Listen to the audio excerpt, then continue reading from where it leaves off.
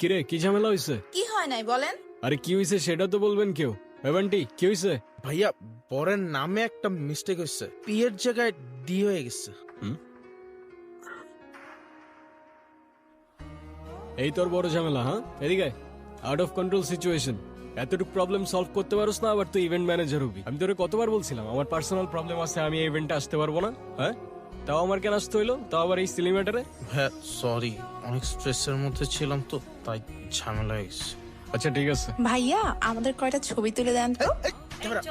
এটা একটা ছবি হলো, এর থেকে তো আমার আইফোনের ছবি ভালো আসে। ভালো আসে নাই। বান্টি ক্যামেরাটা দে, পিছিয়ে যান একটু, স্মাইল। ওয়াও ভাইয়া আপনি তো অনেক সুন্দর ছবি তোলেন।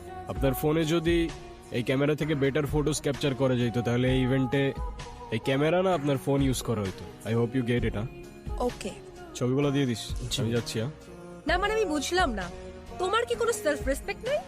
তুমি আমার ভাইয়ের গায়ে হলুদ দেশে ইভেন্ট ম্যানেজমেন্টের কাজ করতেছো, আবার আমার রিলেটিভসদের ছবি তুলে দিতেছো, আর এদিকে বাবাকে বলে রাখছি তার সাথে তোমাকে দেখা করাই দিই।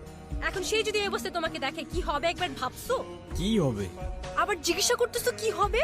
আর ইউ সিরিয়াস? এখন আমার দোষটা কোথায় আমাকে বলবা? হ্যাঁ এখানে একটা সিলি ঝামেলা হয়েছিল, উইচ আই ডিডন্ট নো। আমার কিছু করার ছিল না, বান্টি আমাকে বারবার কল দিয়ে জ্বালায় মারতেছিল। ইভেন আমি ওকে বলেও রাখছিলাম যেন আমাকে কল না করে, আমার যেন এখানে আসতে না হয়। বাট টিমটা তো আমার, কোনো প্রবলেম হইলে আমাকেই তো দেখতে হবে, রাইট?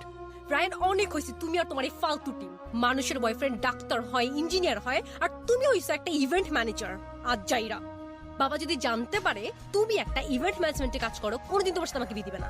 এখন আমি তো এইটাই করি, it is what it is. কি করবো আমি এটার ব্যাপারে? তোমার কিচ্ছু করা লাগবে না, তুমি তাকিয়ে তাকিয়ে দেখো আর অন্য আরেকজন এসে আমাকে বিয়ে করে নিয়ে যাক, তখন এসে ছবি তুলি। এই তোমার কি আমার এক্সপেরিয়েন্স সম্পর্কে কোনো ধারণা নেই? এই কাজ করে তুমি আমাকে হ্যাপি রাখতে পারবা? এখন তোমার এই কথাগুলোর কি উত্তর দিব আমি তো জানি না। আমি যতদূর জানি ভালো থাকতে খুব বেশি কিছু তো লাগে না।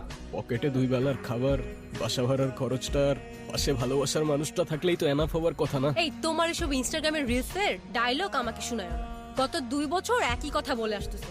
বাবা অলরেডি আমার জন্য একটা ছেলে ঠিক করে রাখছে, আর তার বাবা অনেক rich. As soon as possible তুমি যদি ভালো একটা জব আর বিজনেস না করতে পারো, আমার কোনো কিছু করা থাকবে না। বাবার পছন্দ করা ছেলেকে আমি বিয়ে করে ফেলবো। আরে আমাকে একটু টাইম তো দাও না, মাত্রই তো বিজনেসটা স্টার্ট করলাম, একটু ওয়েট করো। এরপর যদি ভালো কোনো রেজাল্ট না আসে, দরকার হয় আমি প্রফেশন সুইচ করে ফেলবো, আই প্রমিস। বিজনেস? এটা কোনো বিজনেস হইলো? কয় টাকা আসে এটা থেকে বলবা? এই তুই এখানে কি করছিস? কত কাজ পড়ে আছে ওখানে। এই তো মা আসছি, তুমি যাও। আন্টি আসসালামু আলাইকুম। ওয়ালাইকুম সালাম। মায়ের সাথে যোগাযোগ করছস? না। কাউকে পাঠিয়ে মায়াকে একটু আনার ব্যবস্থা কর না মা, প্লিজ। ওকে দেখতেছি আমি কি করা যায়। আচ্ছা আচ্ছা শুনো, তোমাকে না বলছিলাম এর আগের বার আমার একটা বোন আছে? হ্যাঁ ওই তোমাদের ফ্যামিলি থেকে আলাদা থাকে যে। হ্যাঁ, ওকে কালকে হোস্টেল থেকে নিয়ে এখানে নিয়ে আসবা। এমনিতেও বাসার কেউ ওকে পছন্দ করে না, আমিও করি না, কিন্তু মায়ের ফেভারিট চাইল্ড তো, তাই ওকে বিয়েতে আনতেই হবে। কালকে তো আমার কিছু কাজ ছিল, আর তাছাড়াও তোমার ফ্যামিলির কেউই তো তোমার বোনকে নিয়ে আসলে ভালো হইতো, রাইট? ফ্যামিলির কেউ যাবে না তো? ফ্যামিলির কেউই ওরা দেখতে পারে না।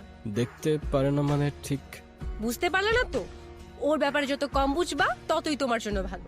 এমনিতেও ও আমাদের ফ্যামিলির জন্য না থাকার মতোই। ছোটবেলায় বাবা ওকে বাসা থেকে বের করে দিছে, তারপর থেকে বড় কোনো অকেশন ছাড়া ওর সাথে দেখা হয় না। আমি মায়ের হোস্টেলের অ্যাড্রেস তোমাকে হোয়াটসঅ্যাপ করতেছি। আর শুনো, ওরে কি দিয়ে আনতে যাবা? কেন, বাইক? খবরদার এই বাইক নিয়ে যদি আনতে গেছো, ফার্স্ট ইমপ্রেশন বলো একটা কথা আছে। কতবার বলছি একটা গাড়ি কিনো, একটা গাড়ি কিনো। এখন আমি গাড়ি কেনার জন্য এত টাকা কোথায় পাবো? বাইকটাই তো বন্ধুর থেকে ধার নিয়ে চলতেছি। এত কিচ্ছু আমি জানি না, তুমি ওকে গাড়ি দিয়ে আনতে যাবা ব্যাস। আচ্ছা ঠিক আছে, আমি একটা উবার নিয়ে চলে যাব। উবার? তুমি নিজে ড্রাইভ করে যাবা? ও যদি জানতে পারে তুমি উবার নিয়ে গেছো, আমার মান সম্মান থাকবে? এখন উবার ছাড়া আমি গাড়ি কোথায় পাবো? কোথায় বাবা মানে? ম্যানেজ করো। উফ, কেন যে আমি তোমার ভালোবাসতে গেছিলাম? বাবার পছন্দ করা ছেলের বিয়ে করলেই ভালো হইতো। বাবা! হ্যাঁ দোষ, হ্যাঁ কিরে, কি অবস্থা তোর এখন? ওই যে দেখে গেছিলি তেমনই আছি রে ভাই। তুই আমার পুত্র বন্ধু, সে কল দিয়ে খোঁজ নিলি। বাকিরা শুধু দরকার হইলে শুভকে ফোন দেয়।